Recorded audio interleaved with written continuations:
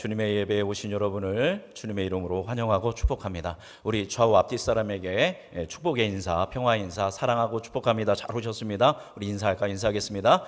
사랑하고 축복합니다. 주님 예배에 잘 나오셨습니다. 오늘 우리 말씀 통해서 주님의 크신 은혜가 깨달아 앉는 그 은총이 있기를 주님의 이름으로 축복합니다. 우리는 지난 몇 주간 마지막 날 밤에 있었던 일과 그 사건들의 의미에 대해서 하나씩 살펴보고 있습니다. 지금까지 3가지를 보았습니다. 마지막 날 밤에 있었던 첫 번째 사건은 바로 성만찬식 6월절 식사였습니다. 앞으로 배신하게 될 가룟 유다와 또 베드로가 이 6월절 성만찬에 함께 참여되는 것에 대한 의미를 나누었고요. 두 번째 사건은 예수님께서 이제 겟세마네에서 기도를 하신 기도입니다. 이 잔을 내게서 어떻게 하여 주옵소서, 지나가게 하여 주옵소서. 그러나 나의 원대로 마옵시고 아버지의 원대로 하여 주옵소서. 나를 내려놓고 아버지의 뜻을 따르는 그런 기도의 본을 우리에게 보여주셨고, 또 지난 시간에는 예수님이 체포되시는 사건, 이 체포되시는 사건 앞뒤에도 역시 가룟 유다와 베드로의 얘기가 나오죠. 가룟 유다가 입맞춤을 했지만 칼과 몽치를 들고 있는 사람들과 함께 했고, 베드로가 예수님이 체포될 때 칼을 휘두른 용기를 발했지만 나중에는 비겁하게 도망치는 그런 이중성이 제자들에게 있었고, 우리 안에도 그런 이중성이 있고, 예수님은 그런 모든 이중성을 포용하시는 분이다라는 말씀 나누었습니다. 이제 예수님이 체포되신 후에 예수님은 대제사장 가야바의 재판정으로 이제 끌려가게 되십니다. 거기에는 대제사장들과 서기관들과 장로들, 즉 공회가 모여 있었습니다. 그래서 이 공회에 둘러싸여서 예수님이 심판을 받으시는 것, 이것이 마지막 날에 일어난 4번째 사건인데, 이 4번째 사건을 통해서 이 시간에 우리가 우리의 정체성에 대해서 한번 생각해보고, 나는 이런 존재구나라는 참된 정체성을 갖고 참된 공적 고백을 드리는 삶을 사는 결정들이 여러분 안에 있기를 주님의 이름으로 축복합니다. 자, 그러니까 예수님을 때문에 뭐가 열린 거냐면 공회를 통한 재판이 열리게 된 겁니다. 그런데 이 재판은 시작부터 끝까지 어떤 재판이냐면 매우 불법적인 재판이었습니다. 이 재판이 불법적인 재판인 첫 번째 이유는 이 유대인들의 구전율법인 미나시에 보면 사형 재판은 반드시 언제 치러야 하냐면 태양이 뜨고 태양이 지는 그 대낮에, 그 낮에 이제 사형에 관한 재판을 치르게 되어 있습니다. 그러니까 해가 떨어지면 사형에 대한 재판을 할 수가 없습니다. 법적으로 자기들이 이것을 세워놓은 건데, 지금 예수님을 뭐 하려고 하고 있습니까? 사형에 처하기 위한 재판을 불법적으로 이들이 진행하고 있고요. 두 번째 이 재판이 불법인 이유는 성경에 보면 어떤 사람이 죄를 지었는데 이게 죄인지 아닌지를 하기 위해서는 반드시 필요한 사람이 있습니다. 바로 누가 필요해요? 증인이 최소 몇 사람 이상 있어야 하냐면 2사람 이상 있어야 합니다. 그래서 참말을 하는, 진리를 증언하는 증인이 2사람이 있어야 재판이 성립이 되는 것입니다. 실제로 예수님이 이 재판을 받으실 때 증인들이 있었을까요? 없었을까요? 증인들이 매우 많았습니다. 매우 많은 증인들이 있었는데, 증인이 아무리 많다고 하더라도 그들이 뭐를 말하지 않는다면, 진실을 말하지 않는다면 그들의 어떤 것들은 전혀 효력이 없는 것입니다. 그러니까 그 재판은 이루어질 수가 없는 재판, 불법적인 재판이 되는 것이다라는 겁니다. 우리 59절에서 60절 말씀 같이 읽어보겠습니다. 자, 읽어볼까요? 대제사장들과 온 공회가 예수를 죽이려고 그를 칠 거짓 증거를 찾음에 거짓 증인이 많이 왔으나 얻지 못하더니 후에 2사람이 와서, 자, 여기 보니까 예수님을 죽이려고, 지금 한밤중이죠. 한밤중인데 예수님을 죽이려고 재판을 소집한 것, 이게 불법적인 재판이고, 그래서 예수님을 죽이려고 거짓 증거를 찾았는데 증인이 많이 오기는 했지만 그 증언들이 맞아요, 안 맞아요? 다 맞지를 않는 겁니다. 서로 다 상의한 거죠. 그러니까 전혀 성립되지 않는 불법적인 재판입니다. 여러분 기억하시죠? 이 사람들이 원래 제사장들이 이때 재판을 하려고 했습니까? 안 했습니까? 원래 안 하려고 했죠. 왜 안 하려고 했습니까? 많은 사람들이 예수님을 선지자로 여겼기 때문에 만약 예수님에 대한 재판을 하면 뭐가 일어날 수 있다? 밀란이 일어날 수도 있으니까 우리 명절에는 하지 말자라고 이 사람들이 했는데, 누가 직접 와서 제자인 가룟 유다가 직접 와가지고 넘기겠다고 하니까 이 사람들도 옳다커니 하면서 이 재판을 시작한 겁니다. 그래서 재판을 치르고 있는데 지금 증인들의 말이 다 안 맞으면 당연히 예수님의 이제 재판의 결과는 뭡니까? 유죄가 아닌 뭐가 됩니까? 무죄 판결을 받고 예수님은 풀려나게 되겠죠. 무리수를 두어서 예수님을 체포했는데 예수님 무죄로 석방돼요. 그러면 어떤 결과가 나올까요? 이 대제사장과 공에 대한 그 권위는 떨어지고 누구의 인기가 치솟겠습니까? 예수님에 대한 그 인기가 치솟게 되는 겁니다. 그러니까 지금 이 대제사장과 공회원들은 난리가 났어요. 반드시 이 밤이 지나기 전에 예수님에 대해서 무슨 판결을 내려야 합니까? 사형 판결을 내려야 합니다. 그러기 위해서 이 사람들이 애를 쓰고 있는 것인 겁니다. 자, 그런데 예수님은 이렇게 많은 사람들이 거짓 증인들을 통해서 거짓 증언으로 예수님을 모함할 때 예수님은 어떻게 하냐면 이 불법적인 재판에 묵비권을 행사하십니다. 우리 62절 말씀 같이 읽어보겠습니다. 62절 대제사장이 일어서서 예수께 묻되 아무 대답도 없느냐 이 사람들이 너를 치는 증거가 어떠하냐 하되 예수께서 침묵하시거늘. 예수님이 아무리 많은 사람들 거짓 증인들을 막 데려다 놓고 뭐 예수님 입장에서는 얼마나 억울했겠어요. 얼마든지 자기에 대해서 변호할 수 있는데 예수님은 아무 말도 하지 않으셨고 오히려 무엇을 하셨다? 침묵을 하셨다라는 겁니다. 이 예수님의 이 침묵의 의미는 무엇일까요? 여러분, 말이라는 거는 우리가 왜 말을 가지고 있습니까? 왜 우리가 언어를 가지고 서로 말을 합니까? 소통하기 위해서입니다. 나의 뜻을 상대방에게 이야기하고 상대방의 이야기를 내가 듣고 이 얘기가 오가면서 소통이 일어나고 소통이 되면 거기서 뭐가 생기냐면 공감이 생기는 겁니다. 그럼 공감이 생기면 거기서 합의가 이루어지는 겁니다. 그래서 평화를 만들어가는 겁니다. 소통과 공감과 평화를 위해서 우리에게 무엇이 주어졌냐면 언어가 주어진 것입니다. 그런데 예수님에게 어떤 언어로 이들이 지금 공격하고 있어요? 불통의 언어인 겁니다. 거짓을 가지고 얘기하기 때문에 예수님이 진리에 대해서 이야기한다고 해서 그것이 설득되어질 상황이 아닙니다. 오히려 이 불통의 상황이기 때문에 더 왜곡되어지고 더 많은 공격을 예수님이 받으시는 그런 상황이다라는 겁니다. 오해가 생기고 적대감의 골이 깊어질 수밖에 없는 이런 상황 가운데서 예수님은 그저 묵묵히 진리를 붙들고 진실을 붙들고 침묵을 하신다라는 것입니다. 또한 이 예수님의 이 침묵은 진리를 지키기 위한 침묵인 동시에 또 구약에 예언되어지는 이 예언의 말씀들을 성취하기 위한 침묵이기도 했습니다. 우리 이사야서 53장 7절 말씀 앞에 있습니다. 함께 53장 7절 말씀 읽어볼까요? 그가 곤욕을 당하여 괴로울 때에도 그의 입을 열지 아니하였으며 마치 도수장으로 끌려가는 어린 양과 털 깎는 자 앞에서 잠잠한 양같이 그의 입을 열지 아니하였도다. 이 이사야서 말씀은 고난받는 종 예수님에 대한 예언적 말씀인데 이 예언적인 말씀에서 예수님은 뭐를 열지 않으셨다? 입을 열지 않고 도살장에 끌려가는 어린 양과 같이 침묵을 지키셨다, 잠잠히 하셨다라는 이 예언적인 말씀을 성취하기 위해서 예수님께서는 거짓 증인들을 앞세운 공격적인 함정 질문에 어떠한 항변도 하지 않으시고 침묵을 하시게 됩니다. 자, 이렇게 예수님이 침묵을 하실 때 속이 타들어가는 건 누구겠습니까? 당연히 대제사장입니다. 뭔가 예수님이 어떤 말을 하면 뭐라도 잡을 수 있어요. 예수님의 말에 말꼬리라도 잡고 너 그거 봐, 너 그랬잖아 하면서 예수님을 공격할 수 있는데 아무 말도 하지 않으니까 결국 예수님은 뭐 해줘야 돼요? 이 사람들 입장에서는 무죄로 풀어줘야 하는 겁니다. 이제 속이 타들어가는 이런 상황 가운데 있습니다. 그렇게 예수님의 침묵이 힘이 있었던 거죠. 그런데 그렇게 침묵을 지키시던 예수님이 아주 결정적인 순간에 그 긴 침묵을 깨고 입을 여시게 됩니다. 우리 63절, 64절 우리 말씀 읽어보겠습니다. 읽어볼까요? 예수께서 침묵하시거늘 대제사장이 이르되 내가 너로 살아계신 하나님께 맹세하게 하노니 내가 하나님의 아들 그리스도인지 우리에게 말하라. 내가 말하였느니라. 아멘. 이렇게 물어봅니다. 대제사장이 굉장히 큰 함정을 판 것이죠. 이제 증인들의 말이 맞지 않으니까 예수님의 입으로 뭐 하게 하는 겁니까? 자백하도록 하는 겁니다. 그러면서 야, 네가 하나님의 아들이냐?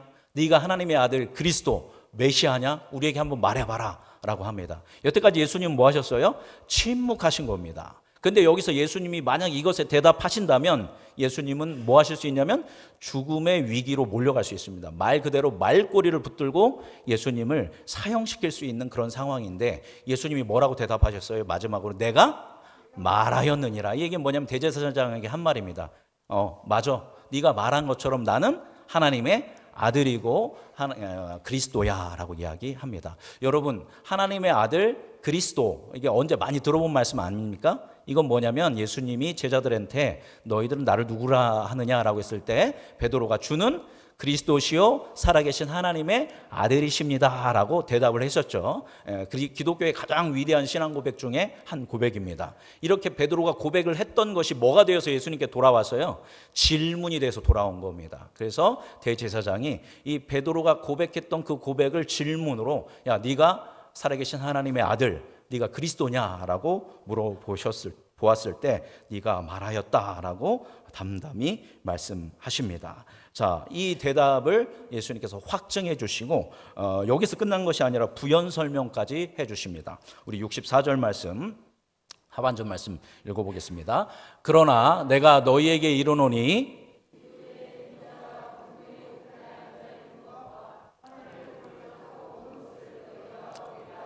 아멘. 내가 하나님의 아들이고 그리스도 맞다라고 말씀하신 후에 그것만이 아니라 너희들이 나중에 내가 하나님의 권능의 우편에 앉아있는 걸 너희들이 보게 될 것이고 하늘 구름을 타고 오는 것을 너희가 보게 될 거야 라고까지 구체적으로 말씀하십니다. 자, 이게 무슨 말인지 조금 헷갈리죠? 간단하게 얘기하면 지금 예수님이 대제사장과 바리새파인들, 사두개인들에게 뭐를 받고 있어요? 재판을 받고 있습니다. 그런데 내가 이제 결국 하나님께로 가고 다시 오게 될 것이고 내가 하나님 우편에서 너희들을 뭐 하게 될 것이다? 재판하게 될 것이다. 내가 지금 심판받고 있지만 결국 너희들은 나를 통해서 하나님의 아들이자 메시아인 나를 통해서 재판을 받게 될 것이다 라고 확증적으로 이야기를 하십니다. 자, 이 이야기를 들었을 때 대제사장과 장로들의 입장에서는 이 시골 젊은이의 이 오만 방자하고 천인 공노할 허언으로 밖에 들리지 않았을 것입니다. 왜냐하면 그들을 예수님을 하나님의 아들이자 그리스도로 인정하지 않았던 겁니다. 근데 33살짜리 청년이 자기가 하나님의 아들이고 그리스도고 하나님 우편에 있고 이제 자기들을 다 심판할 거라고 하니까 이 사람들이 굉장히 이제 모독감을 느끼고 그러면서 이것에 대해서 너는 신성을 모독하고 있다라고 하면서 예수님을 공격하기 시작합니다. 그러면서 제사장이 자신의 옷을 어떻게 했냐면 찢어버립니다. 이게 어떻게 보면 퍼포먼스 같다라는 느낌이 듭니다. 원래 제사장의 옷은 거룩한 옷이기 때문에 찢으면 안 되는 옷입니다. 그런데도 제사장이 굳이 자기의 옷을 뭐 하는 거예요? 찢습니다. 그러면서 이게 실제로 그런 건지 퍼포먼스인지 모르겠지만 그러면서 예수님이 지금 정말 뭐한 사람이다. 신성 모독하는 나쁜 놈이다. 죽어 마땅한 사람이다라는 것을 오버하면서 이 퍼포먼스로 쫙 찢으면서 막 한탄하고 막 통곡하면서 지금 뭐를 하고 있는 거냐면 군중 심리를 작동시키고 있는 겁니다. 그러면서 야, 네가 신성 모독을 하는구나라고 하면서 굉장히 이 불법적으로 예수님에게 사형 선고를 내리려고 하는 상황 가운데 있습니다. 그러면서 하는 말이 야, 더 이상 뭐가 필요 없다. 이거는 증인이 필요 없다. 스스로 저렇게 얘기하니까 저것은 무슨 죄냐? 신성 모독은 무슨 죄냐라고 하면서 군중에게 묻습니다. 자, 66절 말씀 같이 읽어보도록 하겠습니다. 자, 66절 읽어볼까요? 너희 생각은 어떠하냐? 대답하여 이르되 그는 사형에 해당하니라 하고, 이렇게 보니까 그러면서 사람들한테 물으니까 사람들이 이건 뭐에 해당한다? 사형에 해당한다라고 하면서 분위기를 조성하고 있는 것을 봅니다. 그렇게 이제 예수님에 대해서 사람들이 분노하고 이건 완전 사형에 처하기 합당한 그런 큰 신성 모독의 죄다라고 하니까 여러분 쉽게 흥분하는 사람들이 있습니다. 그죠? 이런 일이 있으면 그래도 따져보자 이런 사람들이 있고 막 이런 거 얘기만 들어도 막 뒤집어져서 이런 나쁜 놈을 봤나 하면서 흥분하는 사람이 있는데 아마 여기서 그 다혈질에 흥분하는 사람들이 그냥 뭐 하기 시작해요? 행동하기 시작합니다. 그들이 어떻게 행동합니까? 67절 읽어보겠습니다. 이에 예수의 얼굴에 침뱉으며 주먹으로 치고 어떤 사람은 손바닥으로 때리며 이르되 그리스도야 우리에게 선지자 노릇을 하라. 너를 친 자가 누구냐 하더라. 이렇게 이야기합니다. 예수님의 얼굴에 뭐를 뱉었어요? 침을 뱉었고 주먹으로 때렸습니다. 여러분 주먹으로 살짝 때렸을까요? 제가 생각하기에는 분노의 주먹을 자기의 풀파워로 예수님을 가격했을 겁니다. 또 손바닥으로 쳤을 때 어디를 때렸겠습니까? 여러분 손바닥으로 막 이런 데 때리겠어요? 막 뒤통수를 때리고 얼굴을 막 여기 사방에서 그렇게 때렸을 것입니다. 그리고 말로도 예수님을 심하게 조롱합니다. 아주 불법적인 폭력을 행사하고 있습니다. 여러분 저거는 뭐예요? 폭력입니다. 반드시 이 재판, 이게 불법적인 재판이 아니라면, 합법적인 재판이라면 저렇게 하면 안 됩니다. 분명하게 이 여러 가지 절차를 해서 선고를 내리고 그 선고에 맞는 벌을 내려야죠. 그런데 그런 과정 전혀 없이 불법적인 폭력을 행사하는데 그 누구도 이 불법적 폭력을 막지 않았다라는 겁니다. 그러니까 재판은 시작부터 끝까지 다 어떤 재판이었어요? 불법적인 재판이었습니다. 재판을 열어서는 안 되는 시간에 재판을 열었고, 증인들이 하나도 없는데 사형 선고를 내리려고 하였고, 선고가 내려지지 않았는데 사람들이 폭력적으로 예수님을 대했음에도 불구하고 그냥 모든 사람은 손 놓고 이 모든 것이 감정적으로 분노로 거짓으로 흘러가도록 이들은 이 재판을 몰아갔다라는 것입니다. 사실 이것은 이미 예견된 일이었죠. 예수님께서도 예언하셨고, 예수님께서는 진리를 고수하시면서 침묵하시다가 자신의 정체성을 드러내시며 진리를 말씀하시자 돌아오는 것은 모욕과 폭력뿐이었다라는 것입니다. 요한복음에 있는 것처럼 빛이 어두움에 빛이 돼 어둠이 빛을 깨닫지 못하였습니다.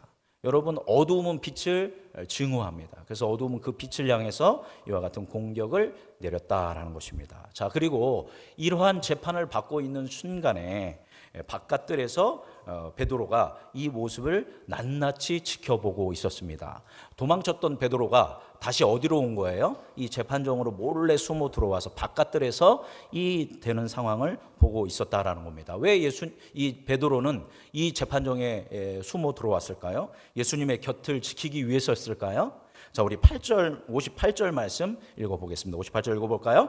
베드로가 멀찍이 예수를 따라 대제사장의 집들에까지 가서 그 결말을 보려고 안에 들어가 하인들과 함께 앉아 있더라. 아멘. 여기 보니까 독특한 표현이 나왔습니다. 베드로는 예수님을 보려고 온 게 아니에요. 뭘 보려고 왔대요? 결말이 어떻게 되는지를 보려고 왔다라는 것입니다. 그래서 수많은 거짓 증언들이, 가짜 증인들이 거짓말을 하면서 예수님을 몰아갈 때 베드로는 예수님과 또 다른 침묵을 하고 있습니다. 그리고 이 불법적인 폭력과 멸시를 당하시는 예수님을 볼 때도 베드로는 또 뭐 했습니까? 침묵을 지켰다라는 것입니다. 예수님과는 전혀 다른 의미의 침묵을 베드로는 계속 지켜나가고 있습니다. 이 모든 상황을 보고 있는 베드로의 마음이 어땠을까요?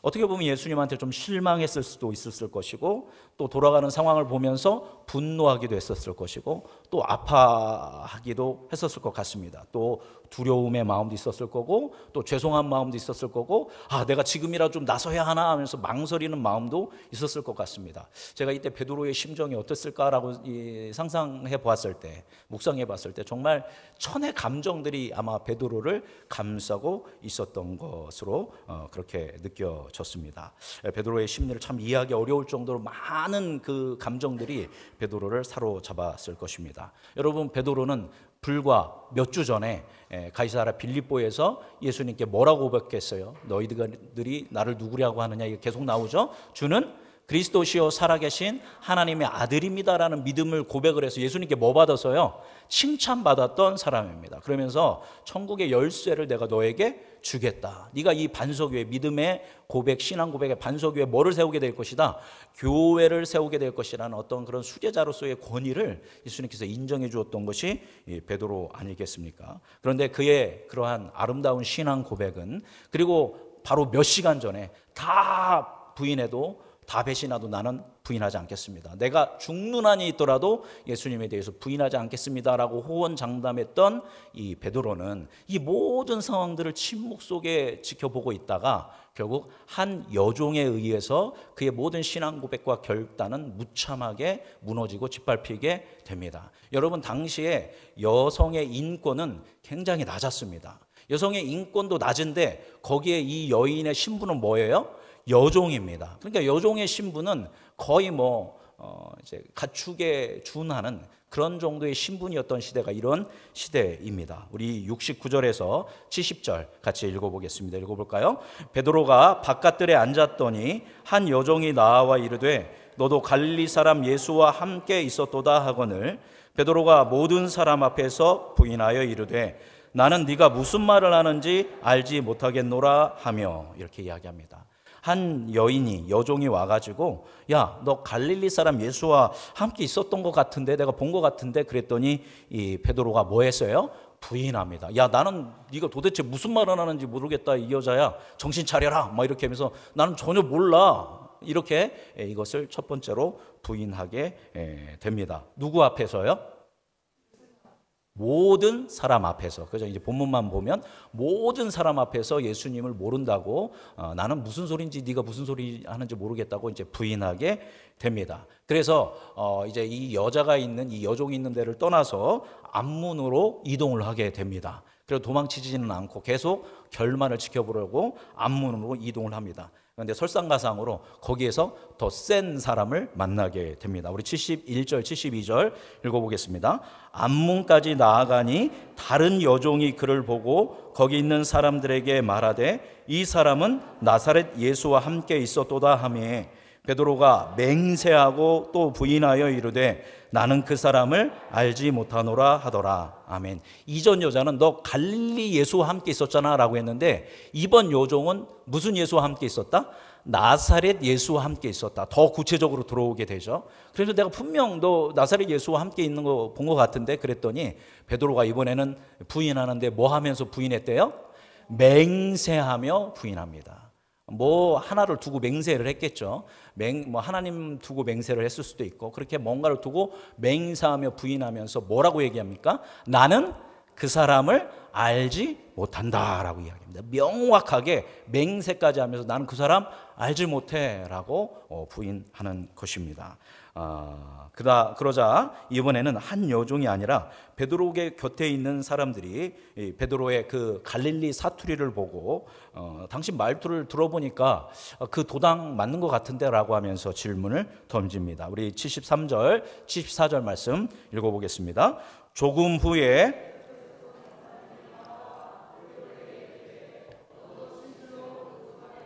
내 말소리가 너를 표명한다 하거늘 그가 저주하며 맹세하여 이르되 나는 그 사람을 알지 못하노라 하니 곧 닭이 울더라. 예, 우리도 사투리가 있죠.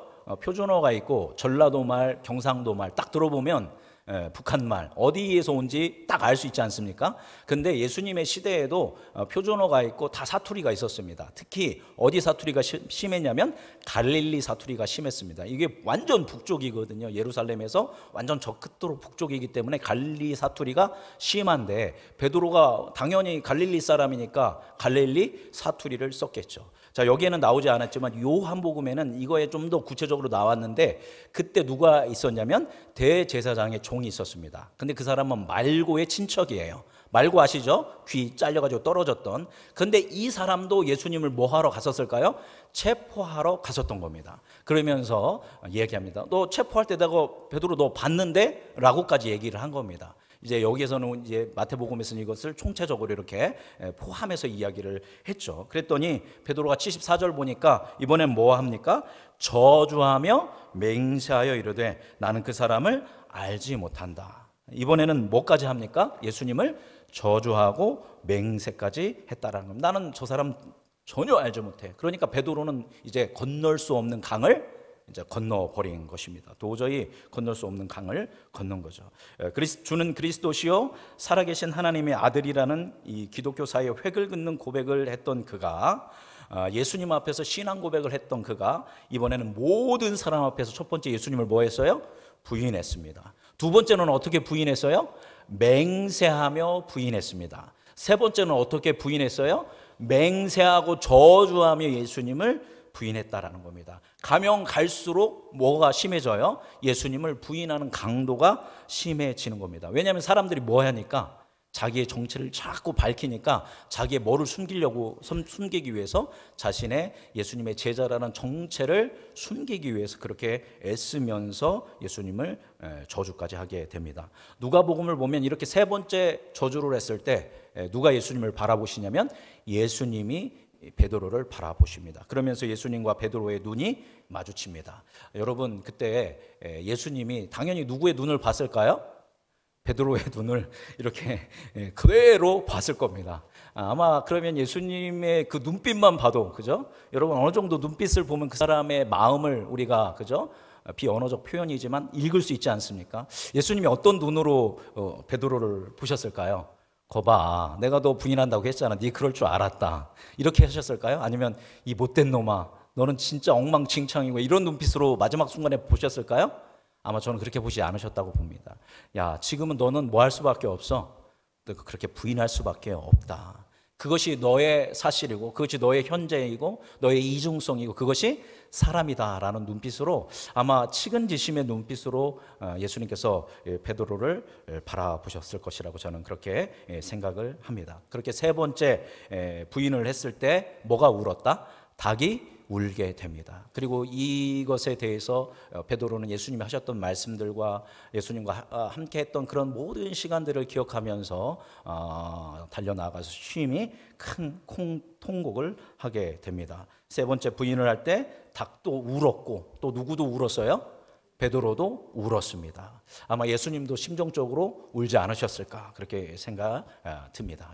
말씀 이제 정리하도록 하겠습니다. 여러분, 예수님이 계속 거짓된 이 불법된 재판에서 예수님 계속 뭐를 지키셨댔죠? 침묵을 지키셨습니다. 그런데 예수님이 침묵을 깨신 이유가 무엇입니까? 그리스도로서의 자신의 뭐를 밝히기 위해서, 정체성을 밝히기 위해서 목숨이 위태로운 것을 알매도 불구하고 침묵을 깨고 얘기하셨습니다. 내가 하나님의 아들이고 그리스도시고 내가 구원자이고 내가 재판장이 될 것이다 라는 자기 정체성을 밝히셨습니다. 반대로 베드로가 예수님에 대해서 침묵한 이유는 무엇 때문에 침묵했을까요? 자신이 예수님의 제자라는 무엇을 숨기기 위해서? 정체를 숨기기 위해서였다라는 것입니다. 예수님은 자신의 정체성을 드러내기 위해서 침묵을 깨뜨리셨고, 베드로는 자신의 정체성을 숨기기 위해서 침묵을 하였다라는 것입니다. 오늘 이 본문 말씀을 통해서 우리가 깨달을 수 있는 여러 가지 은혜의 말씀들이 있는데, 오늘 우리가 이 관점은 바로 이 그리스도인에게 있어서 뭐가 중요하다라는 것을 우리에게 보여주고 있냐면 정체성이 중요하다는 이야기를 계속 오고 가면서 이 말씀이 우리에게 이야기해주고 있습니다. 대제사장은 네 정체가 뭐냐? 네 정체가 정말 하나님의 아들 그리스도냐라고 물었을 때 예수님은 자신의 정체를 명확하게 밝히셨다라는 것입니다. 예수님은 자신에 대해서 명확한 뭐를 가지고 계셨던 거예요?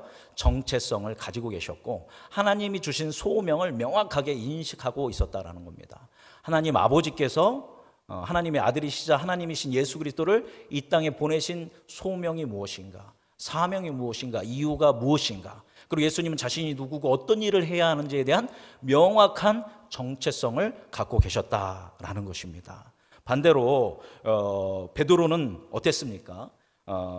베드로는 정체를 묻는 질문에 도전을 받았을 때, 너 예수님의 제자잖아, 너 같이 있었잖아 라고 이야기했을 때 자신의 정체성을 철저하게 뭐 했어요? 숨겼다라는 것입니다. 마치 자기와 예수님이 아무런 뭐가 없는 것처럼, 관련이 없는 것처럼, 나는 예수님에 대해서 처음 들어보는 것처럼 몇 년 동안 함께 했는데요, 3년 반 동안 동고동락하고 일본어로 맨날 손들고 대답하고 혼났다 칭찬받았다, 얼마나 미운 종 고운 종 가장 많이 든 게 누구예요?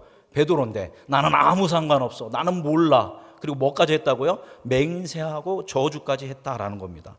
베드로는 어쩌다가 이 꼴이 됐을까? 이 모양이 됐을까요? 베드로는 자기에 대한 뭐가 없었던 거예요? 정체성이 명확하지 않았다라는 겁니다. 소명이 명확하지 않았다라는 겁니다. 자기가 뭐 우편에 앉겠다, 뭐 수제자다 이런 이야기를 했지만 결국 자기는 어떤 제자였냐면 명목상 제자였다라는 겁니다. 예수님의 참된 제자가 아니라 명목상 제자였다라는 것입니다. 제자로서의 하나님의 아들 예수 그리스도를 섬기는 사람으로서의 정체성이 제대로 있지 않았다라는 겁니다. 자기는 정체성이 있다고 생각했는데 위기의 상황에 오니까 없었던 겁니다. 이후 베드로는 부활하신 예수님을 만나고 성령의 세례를 받고 성령 충만함을 받은 다음에 뭐가 생겼을까요? 제자로서의 정체성이, 사도로서의 정체성이 명확하게 생깁니다. 그때는 이 사람이 어떻게 변합니까? 나중에 순교하게 되고, 순교할 때도 십자가에 못 박으려고 하니까 내가 어떻게 그리스도와 함께 동일한 모습으로 십자가에 못 박을 수 있느냐, 나를 어떻게 못 박아라? 거꾸로 못 박아라. 이렇게 하면서 순교했습니다. 그때는 뭐가 명확하게 생겼던 거예요? 정체성이 명확하게 생겼다라는 것입니다. 오늘 말씀은 그리스도인에게 있어서 정체성이 얼마나 중요한지 보여주고 있습니다. 지금 이 시간도 예수님은 우리 장로님들에게, 권사님들에게, 집사님들에게, 성도님들에게, 청년들에게, 여러분 한 사람 한 사람에게 너희는 나를 누구라 하느냐라고 질문하고 계신 겁니다. 예수님께서 여러분에게 만근아 너는 나를 누구라고 생각하느냐라고 질문을 던지고 계시다라는 겁니다. 예수님만이 아닙니다. 누구도 여러분에게 질문을 던질까요? 대제사장. 그러니까 세상에서도 예수 그리스도를 믿지 않는 이 세속의 거짓으로 가득한 세상에서도 여러분한테 묻는 거예요. 야, 예수님이 누구냐? 하나님이 누구냐라고 묻는다라는 것입니다. 근데 여러분, 하나님께서 그리고 세상에서 사람들이 여러분에게 예수님이 누구냐라고 물으니까 마치 누구의 정체성에 대해서 묻는 것 같아요. 예수님의 정체성을 알고 있나 모르고 있나 여러분한테 묻는 것 같죠. 물론 그것도 있습니다. 그러나 하나님께서 여러분에게 너는 나를 누구라고 하느냐, 그리고 세상 사람들이 하나님이 누구냐라고 물을 때는 누구의 정체성에 대해서 묻는 거예요? 여러분의 정체성에 대해서 묻는 겁니다. 만약 여러분이 하나님은 나의 주님이시야 라고 하면 여러분의 정체성은 뭐가 되는 거예요? 주인의 종이 되는 거죠. 나는 하나님의 종이 되는 겁니다. 하나님은 이 온 세상을 다스리는 왕 중의 왕이시야 라고 고백하면 여러분의 정체성은 뭐가 되는 겁니까? 하나님 나라의 백성이 되는 겁니다.